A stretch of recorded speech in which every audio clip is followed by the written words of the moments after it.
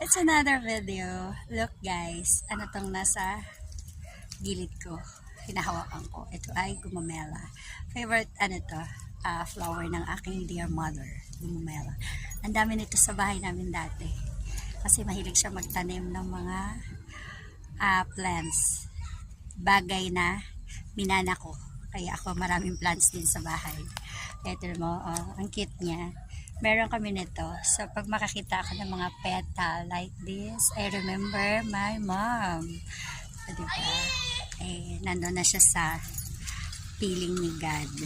Kaya, pag mga bagay na nakikita ko na makapaalala sa kanya, medyo nalulungkot. Pero, natutuwa. Nalulungkot na natutuwa kasi, syempre, natutuwa ko, yan yung gusto ni nanay. Tapos, nalulungkot ako dahil syempre, naalala ko nung kasama ko pa siya. Dahil, syempre, ako yung kasama niya bago siya namatay. Ako yung nag-alala.